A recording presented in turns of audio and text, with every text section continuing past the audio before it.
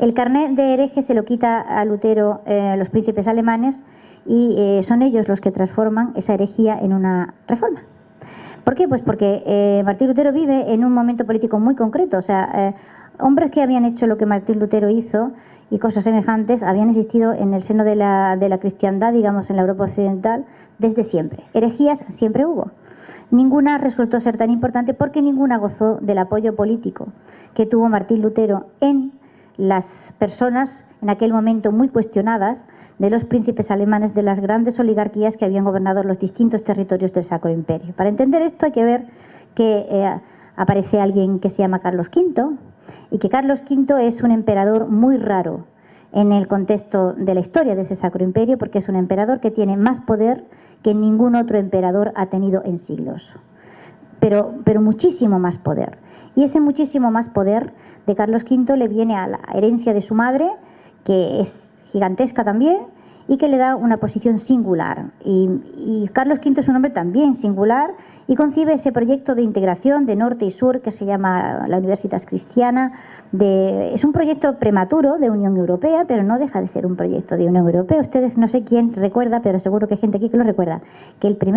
primera moneda, que no llegó nunca a ponerse en circulación, que se llamaba el ECU, algunas las llegamos a ver, la imagen que tenía era la del emperador Carlos V en la cara. Y esto tenía un sentido, claro que tenía un sentido, porque él había sido un precursor. ¿Cómo y por qué, digamos, no cuaja aquel proyecto de integración europea, de reconstrucción del Imperio Romano en el sentido amplio, incluyendo el sur? Pues no cuaja porque las oligarquías alemanas se niegan absolutamente a aceptar que aquel hombre, que para ellos no es más que un primus inter pares, y no están dispuestos a aceptar que mande más o que tenga más poder o que cuestione su cuota correspondiente.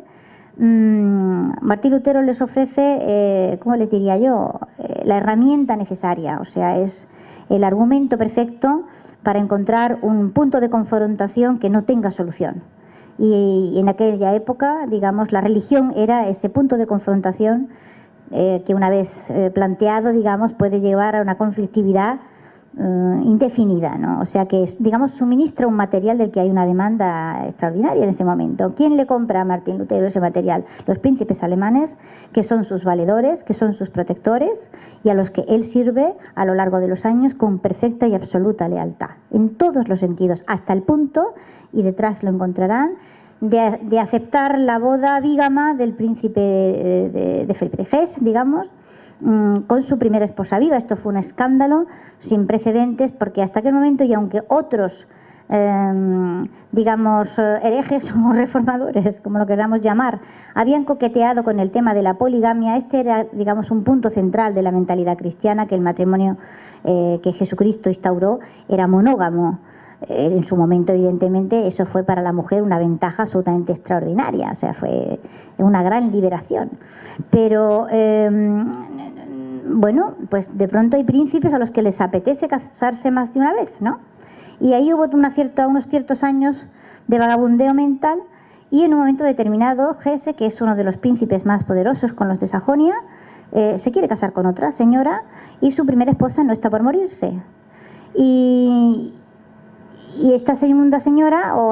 pues no acepta, digamos, una situación de convertirse en la amante visitada, sino que quiere una legalización, y Martín Lutero le fabrica una legalización a Felipe de Hesse, ¿vale?, para que se case, y eso es algo que históricamente cualquiera le puede... O sea, fue un servidor extraordinariamente leal, proporcionó el material que los príncipes necesitaban para montarle al emperador Carlos V unas guerras de religión que luego finalmente terminaron dejando el Sacro Imperio a los pies de los caballos hasta la paz de Westfalia, ¿no?, y arrastrando a Alemania a una situación de postración histórica, de pérdida demográfica, etcétera, etcétera, de la que no pudo salir hasta el siglo XIX.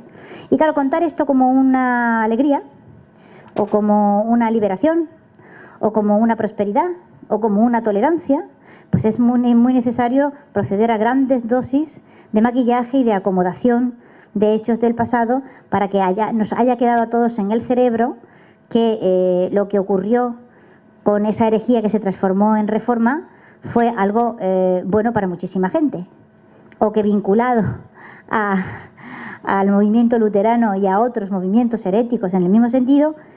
lo que le vino a Europa fue una gran liberación, ¿no? Antes de venir la gran liberación, que vino en general para todos, lo que vino fueron conflictos que dejaron miles, cientos de miles, y yo diría que millones de muertos en la Europa occidental, que produjeron una crisis demográfica grandísima y que, a fin de cuentas, bueno, en el caso muy concreto de los territorios del Sacro Imperio, o sea, Martín Lutero, y lejos no se puede, o sea, no se puede llevar la explicación a otro sitio, es responsable de la perpetuación del régimen feudal, o sea, los siervos de la gleba, los regímenes de servidumbre, en los territorios del Sacro Imperio, cualquiera lo puede comprobar, llegaron vivos hasta el siglo XIX. O sea, en el siglo XIX, cuando hacía ya 4 siglos, que en el sur de Europa, en España desde el XV, y en los territorios de Italia, etcétera, se había superado perfectamente bien el feudalismo, y sin que aquello provocara grandes crisis, la sanción teológica a la servidumbre feudal que Martín Lutero dio prolongó esta situación anómala durante varios siglos más. Por lo tanto, esa idea, que esta mañana un periodista me preguntaba, que el protestantismo trae prosperidad, no, antes de traer prosperidad lo que trajo fue atraso, y lo que trajo fue violencia, y lo que trajo fue empobrecimiento, pero clarísimamente. Luego, ese vínculo que lo tenemos todos en la cabeza, y ya desde la publicación del texto de Max Weber ya nadie más se lo ha vuelto a cuestionar, ¿no? Que el protestantismo es la causa de la prosperidad económica, mientras que el catolicismo es la causa del empobrecimiento, implica unir, reacomodando épocas y tiempos, causas y efectos, para producir una relación que es completamente desquiciada.